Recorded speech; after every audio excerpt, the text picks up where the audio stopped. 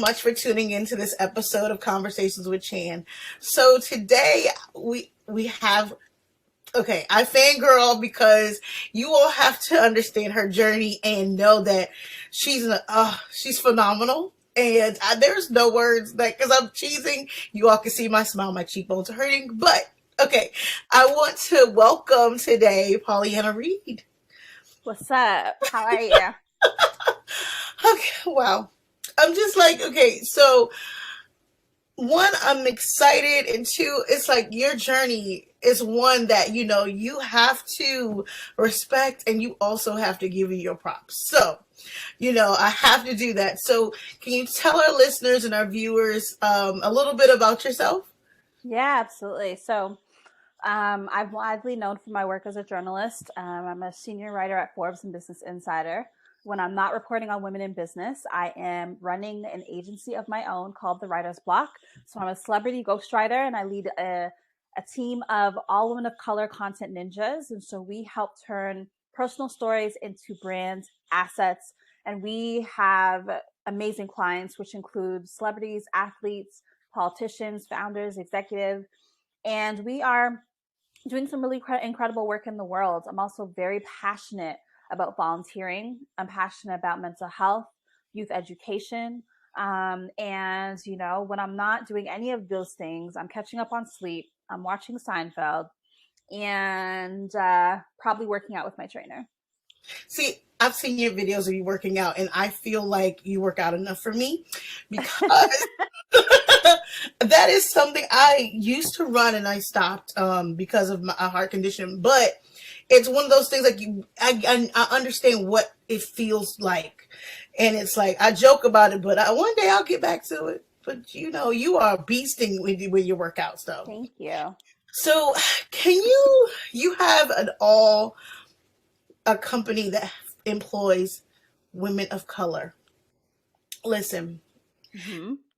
I can't even thank you for that. I can't thank you enough for doing that, for providing a space for, because I know from working in corporate America, if you feel sometimes I felt like I was out of place because the microaggressions were so prevalent, and then Right. when I went to HR, it was like, oh, you're overreacting, Right. and They downplay it. yeah, and then for you to create a space where women can thrive and work and be with their colleagues and be with the contemporaries that actually can understand and be supportive, that is it's a safe space. And I try to make a safe space. I think that everyone who is a CEO or founder, we've had to relearn or sometimes unlearn some of the things that we were taught. And during this unprecedented time, we've also had to learn how to be compassionate leaders, right? So, while many of us are chasing the bottom line, I am now putting my team's feelings first. You know what I mean? I'm prioritizing their needs, not just their needs within the company, but I'm also prioritizing their how they feel outside of work, right? And so, what are the things that make them feel joyful outside of the work that we do, right? Are they participating in hobbies and activities? Are they preserving their mental health? Are they spending time with their families, right? Like, I mean, it's not that I didn't care before, but I just think that it's such a sensitive period. And so like their emotional well-being is my top priority. and that's what makes a leader that can understand exactly how to serve their employees or their staff is something that really that's how the culture will change. Once more leaders start adopting this mentality, I think that the whole workforce will change. What was your biggest what was your biggest push to what inspired you the most? Because I know I could say what for me, what was the biggest thing that inspired you to open New Girl on the Block? Like, what was the biggest thing that prompted you to do that? Right. So with my mentorship program, it's called New Girl on the Block. I'm very passionate about advancing the careers and lives of young women. And so I know the advantages that come along with having role models and mentors and advisors and sponsors in your life. I know firsthand, many of my mentors have been in my life for several years. And so it always made me sad or sometimes even upset when I would talk to a young woman of color or a Black woman and they had not yet experienced it. And that is for various reasons. Some people it's resources, it's accessibility, depending on how you were raised or conditioned, right? Like, so I mean, I've had people say, like, I don't believe in mentors.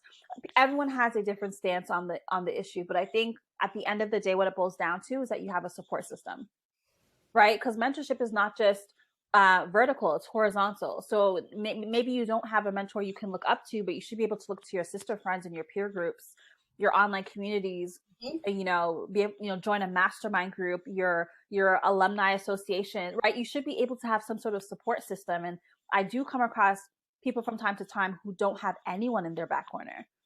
And so I created the mentorship program because not only was I getting a lot of requests for coffee dates, but I needed to create some sort of structure and system because I also wanted to vet who was really serious, because Right. I only want to feed people who are hungry, right? And so not everyone is willing to rise to the challenge when I demand excellence out of them. And see, that is, you know, the most amazing part, because I think a lot of us, we tend to not, because we are not used to having mentors or people who look, or those who look like us in a space that we want to operate or to be in. So it's hard to find or think about what a mentor will look like. And then you have this space that it's perfect, it's right. And so, and I'm glad that it's there, because those who don't even know that they need a mentor or don't feel they need one can look and say, wow, you know what? So it's not the traditional sense of a mentor, like you said. It's, it's vertical. It's you look into your peers. So for you to create that space and to vet who's serious, Mm-hmm. I think that is I so. just think that it's really important to have a chemistry fit as well. I am a very specific type of person, A Mhm, type personality. I was raised by a family of competitors. I don't have a soft approach by any means. And so for me, my mentee, so I've mentored well over 200 women in 11 countries. Like, my mentees come into our relationship knowing that, the ones that, where we choose to move forward. And so not only is the application process, a way for me to vet my mentees, but then when I jump on the call with the applicants, it's their time to vet me too, mhm, right? Like, just because you applied for my mentorship program doesn't mean you're obligated to join, right? I want to have a pleasant experience, and I mhm, want that to be a two-way street, right? Because I don't, as much as I am a sister and a friend to my mentees, I'm also going to put you in your place when you need to be checked, and I'm also going to be someone who demands excellence out of you and raises the bar, because there are some individuals mhm, who they just never had that in their life. And so I'm very specific. Every week that we meet, um, I have homework assignments, right? Every week that we meet, I have homework assignments. And there are mentees who have delivered homework assignments that were not up to my standard, and I made them do it 2, 3, and 4 times, right? So for me, it's like, I need effort because of where I operate at a very, very high level. I mhm. was a competitive swimmer for 11 years. Like, I am here to be the best at what I do. I am not going to foster mediocrity in anybody. And Whew. so I won't allow them to do that so I won't allow them to do that for themselves either. Listen, we need you because there's been this culture of awarding mediocrity. Like, it's okay, just do the best you can. Just put an effort, not go to your fullest potential, but just do something. And I love the fact that you're holding people's, feet to the fire and calling them to the carpet when they have not given the best that they could deliver. And as much as I think it's a great approach.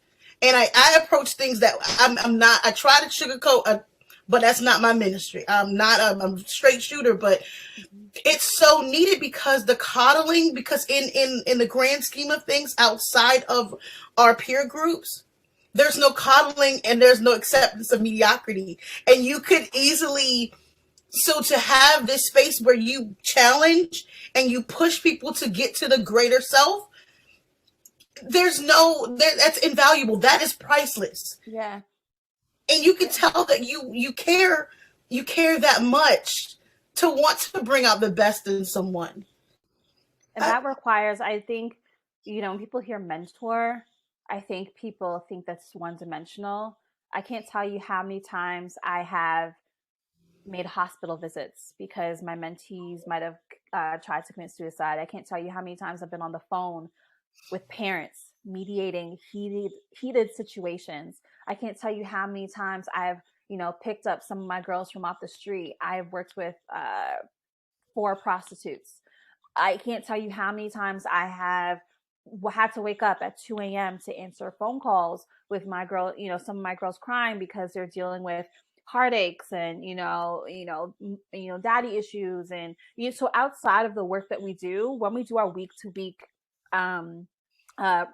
calls, outside of that, there's so much other work to be done and other support to provide. And so you have to find a mentor that is going to suit your needs, because not every mentor is going to go above and beyond like I do. There are other mentors who may just, you meet once a week, once a month, and that's it. So like, it's a process of really finding someone you feel comfortable with, finding someone you want to grow with, finding someone who can challenge you, and finding someone who has the capacity to do all those things.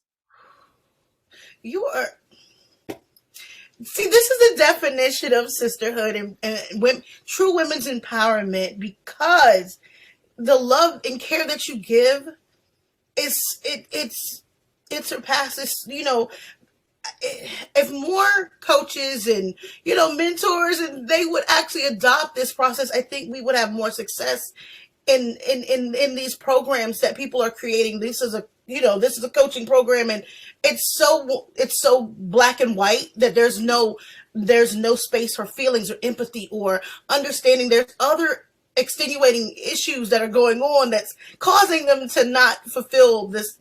Exactly. Everything. Exactly. That's, you made a good point. So when I start my relationship with my mentee, the first thing we do is we go through a very rigorous goal setting process, right? Mm-hmm. And so I have a very, very layered process when it comes to approaching goals. And so for me, the main ingredient is being meticulous, is being detailed, right? Because you can't hit a target that you can't see. And so that's the starting point. And I like to do a 360. I like to know, so we review 6 areas of your life, and I like to know the goals in each area because they bleed into each other. If you tell me you want to make $1,000 a month in your business, but when I look at the money section of your goal setting sheet, you have a history with mismanaging funds.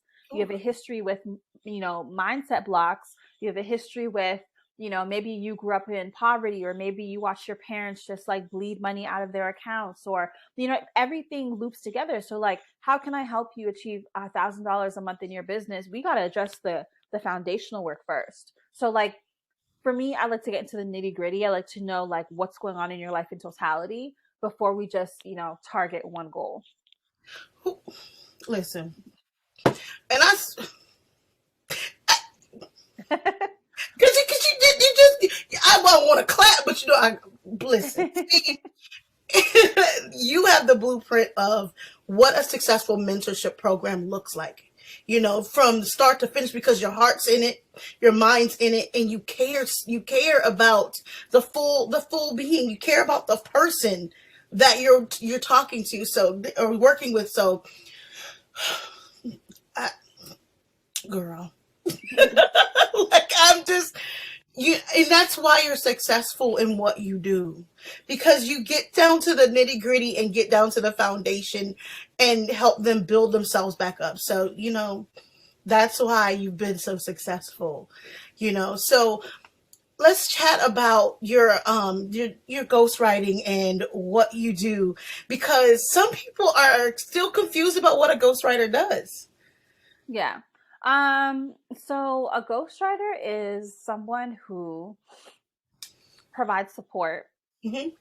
to their clients in, or I should say, by way of, it could be music, it could be speeches, it could be articles for their blog, it could be website copy, it could be, I mean, there's a plethora of things, it could be books, right? Ghostwriters are used more commonly than you think. But I think, no, not I think, I know that I have branded it in a way that has made me um, known in my field. I stick out because it's a very white male dominated field. Yep. And so I don't know, like I just, for me, like I think many people have seen my ascension like through my writing career over the last 10 years. So I don't think they're surprised that I'm here, but the way I articulate my expertise, right? The way I um market myself, the way I approach relationships and nurture relationships, I think people are open to the idea of, hey, like I can breathe a little bit easier or make more time for myself or finally work on that project because I can have a ghostwriter to aid me, or I can have a team to aid me in the execution.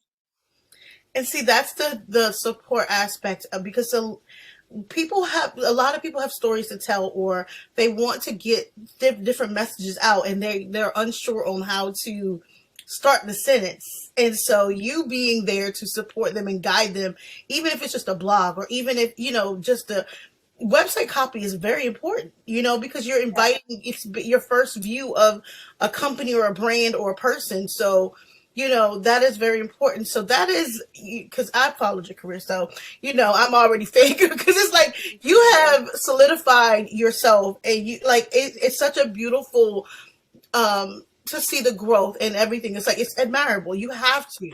So I can't even begin, because it makes me so happy to see someone who looks like me doing such amazing work, Thank you. I appreciate that. and it's like, can't even. So you're a mental health advocate, Mm-hmm. and as someone who suffers from, I don't like the word mental health illness and stuff like that. It's just my brain works different. Mm-hmm. Especially as Black women, sometimes we're not allowed to say, I'm I'm depressed, or I'm not as, I need to cry, or I need to take a step back, or I don't feel like peopling today. What would you say has been, what what would you say needs to be done so that we can be comfortable in saying those things, and admitting those things? Because a lot of us, Sure.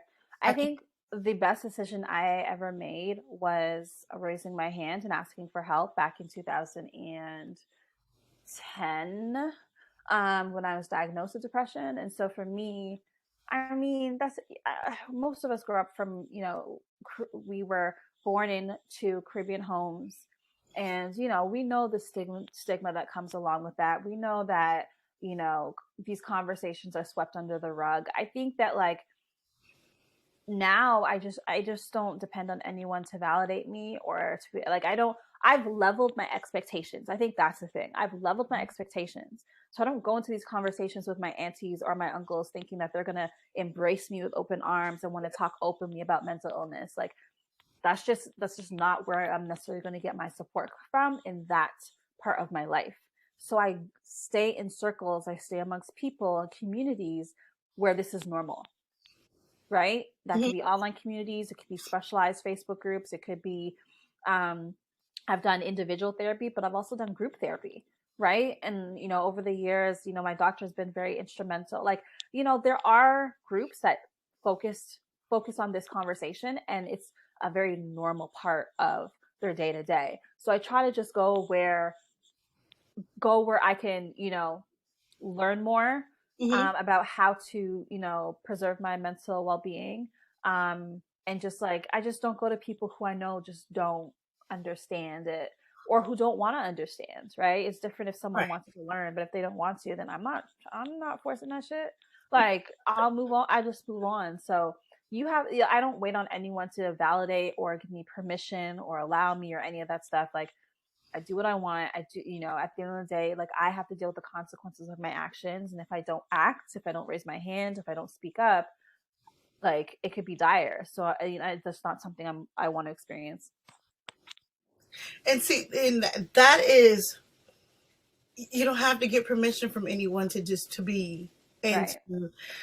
who, I don't know who needs to hear that. I need to hear that. I need, that's something that I've worked through for myself, is like, the disappointment for someone understanding. You're right. It comes from me expecting someone to understand where I'm coming from, what I'm talking about. Mm-hmm. So that, just take that expectation away, and it takes away the sting or the hurt or the misunderstanding. So what's next for you? What's coming up for you? Like, what are you working on right now? What am I working on? I am working on. I am currently sitting on 2 boards.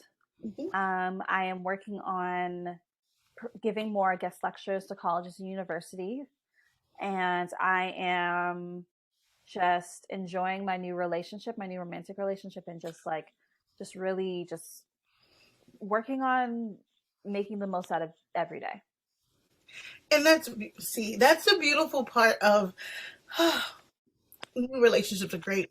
I will I will say that that's a great way to, it's a great, because I'm in the, like, not in the same boat, but it's still new for me. So to have a happy spot, but I because at the end of the day, we all are striving for something. So, what words of encouragement or advice would you give someone who is considering not proceeding or considering giving up?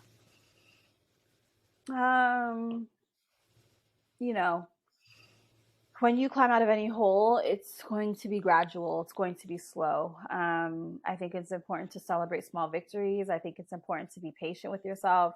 I've been a writer for 10 years. Like, that is an insane amount of patience. I know people who give up after 10 months. So just know that this is a long game. This is a marathon. This is, the journey is so much more exciting than the final destination. And so just when you put one foot in front of the other, like, just be proud of yourself for that. Like, that's it. Just be proud of the small step that you took today. Thank you so much for No that. problem. Because it's like, because everybody's like, oh, stay the course. But you're right. There's a process and a journey. And I like the journey. My journey has been ups and downs and the peaks and the valleys. It's been so great to learn from the different things and to grow and change as a person and to grow as a woman and, as a friend and a partner and a mom. So it's one of those things. Like, I'm still learning new things about being a mom. I didn't know that, there's no handbook, but I'm learning new stuff every day about my children. But Awesome. but I thank you so much. So where can people find you and reach out to you and apply for the mentorship program if they should? Sure. So you can find me at pauleannareid.com, newgirlontheblock.com, and the WritersBlok without the C.com. Thank you so much for No talking problem, to me girlfriend. today. I had a great time. I did too. So I will see you soon, and Okay. thank you. No problem. Alrighty. Bye bye. Bye.